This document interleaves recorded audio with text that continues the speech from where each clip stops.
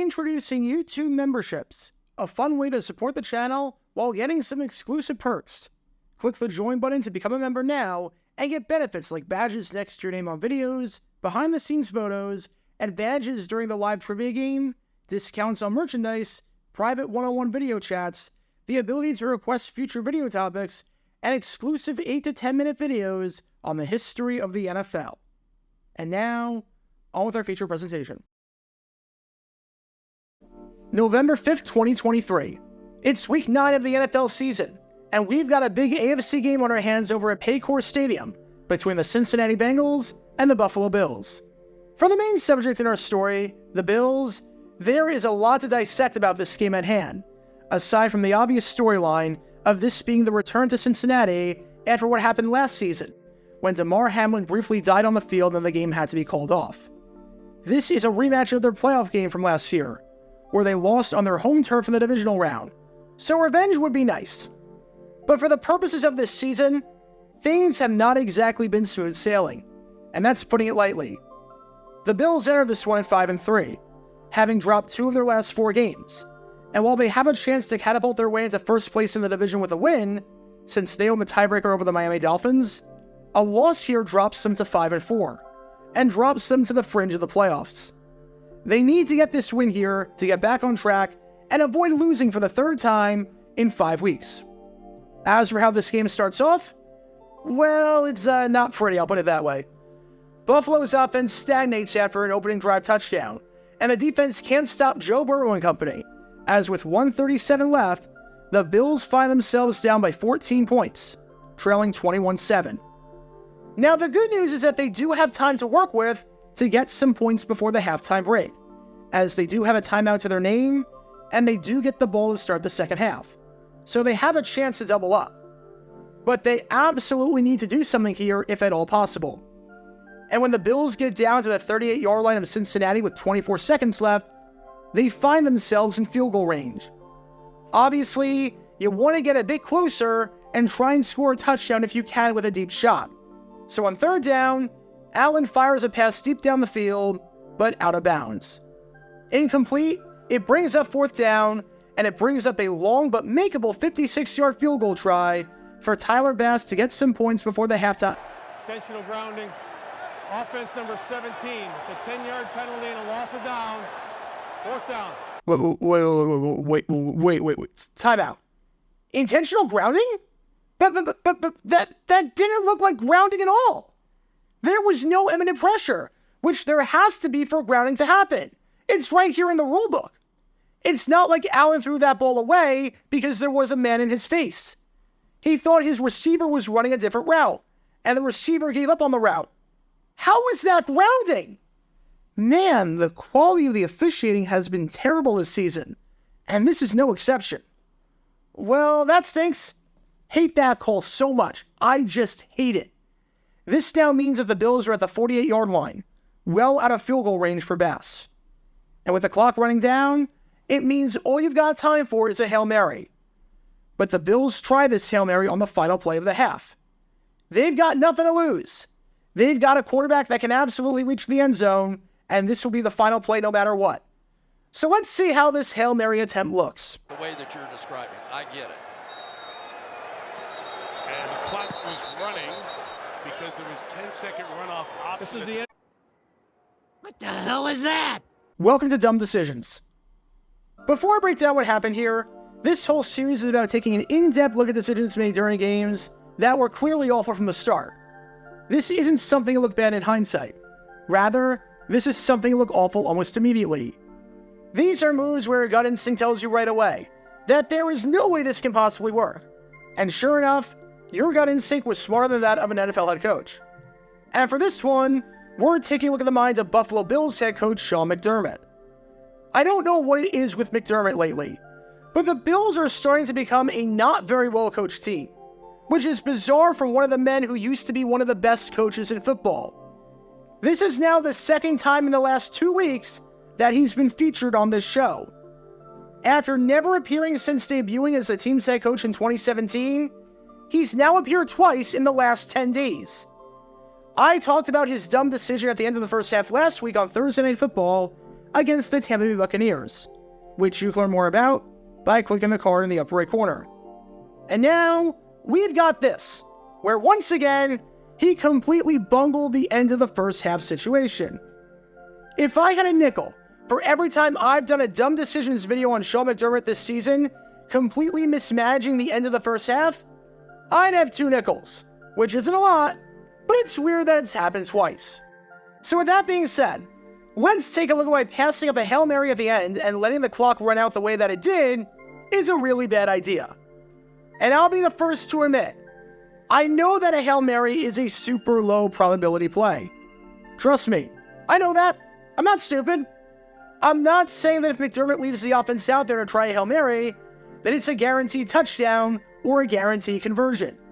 And I'm not saying that they win the game because of this decision if it goes the other way. So let's just keep that in mind. This play might not work. This play might result in the Bills getting no points. In fact, it probably will result in the Bills getting no points. But you know what definitely would result in the Bills getting no points and going into the half trailing by 14? Doing well, whatever the heck this is. Before even talking about the Hail Mary, why would you even line up in a punting formation in the first place? What incentive does that do? Even if you don't want to call a play here and just want to take it into the half, which again, I completely and utterly disagree with. But even if you don't want to call a play here, why not leave the offense out there and try and get them with the hard count? What do you have to lose by doing that? Best case scenario, you draw them offside, and it becomes a makeable 59 or 60 yard field goal. Not a great chance, but it's something at least. At the very least, it's in the realm of possibility to make. Worst case scenario, you can't get them to bite, and you just go into the half. At least you set up the possibility that you're trying to do something there. And again, I wouldn't have done that, but at least it's better than just waving the white flag for no reason at all. But now, with the Hail Mary, why would you not try the Hail Mary there? Seriously, why would you not try the Hail Mary? The only concern here with a Hail Mary is that you get strip sacked and it goes the other way for a touchdown. That is, quite literally, the only concern, since you can't be worried about a pick six on an interception with how many bodies are down there in the first place. I can't even remember the last time I've seen a Hail Mary result in a pick six like that. At the very least, it's a significantly smaller number than the number of Hail Marys that get converted. Usually a Hail Mary that gets returned for a pick six is because it doesn't reach the end zone. But that's not going to be an issue here. So again, the only concern with a Hail Mary is that it's a strip sack that goes the other way. But what are the odds of that happening? Seriously, what the heck are the odds of that happening? On a Hail Mary, most teams are sending 2 or 3 pass rushers because they want as many bodies back there as possible in the end zone to bat the ball down. So it's your offensive line of 5 guys against 3 defenders. You're telling me you don't trust your offensive line to win in a 5-on-3 situation? You had that little faith in your team to not allow a sack there? What does that say about, well, everything? And obviously, the biggest thing with a Hail Mary is whether or not your quarterback can reach the end zone. Josh Allen? Josh freaking Allen? This isn't even a concern for him. It's like asking prime Randy Johnson if he can throw a 90-mile-per-hour fastball. It's like asking prime Steph Curry if he can reach on a shot from the three-point arc. A 48-yard Hail Mary is nothing for him. We all saw the touchdown in the AFC Divisional against the Chiefs, where he launched it from the 17-yard line, and with the flick of a wrist, led his receiver perfectly in stride on a touchdown where the ball was caught at the 25. He didn't even put full power into that throw, and the ball traveled 60 or 70 yards. So a 48-yard throw is nothing for him if the goal is just to reach the end zone. Josh Allen has one of the strongest arms in NFL history, and I don't think that's recency bias to say. We've all seen the man do incredible things. And if just about every other quarterback in the league, whether they're a starter or a backup or a practice squad guy, can reach the end zone from plus territory, then I promise you that Josh freaking Allen can do the same. Not saying it will be complete, but it will at least reach the end zone. And that's all you want on a Hail Mary. You at least have a chance at converting it and scoring, which is more than I can say about trying a punt in that spot and not trying to do anything. But you might be saying, okay, wait a second, time out. You're overreacting just a bit. What are the odds of this fluke play even working in the first place? And you know what? You might be right. I mean, the last time I saw a Hail Mary have a chance at working during an NFL game was, oh yeah, last freaking week! Remember this? Remember the end of the game against the Buccaneers? Remember how close this was? You were on the other end of things. You saw it firsthand. A Hail Mary can work. Heck, you saw it a few years ago when you lost the game on a Hail Mary against the Arizona Cardinals. You of all coaches and you of all teams should know that the Hail Mary can work in a spot like this. And you're not even going to try it, despite the fact that it poses no risk whatsoever, seeing as if it doesn't work out, you just go into the half, and the doomsday scenario is so unlikely as to not even warrant serious consideration unless you have that little faith in your offense?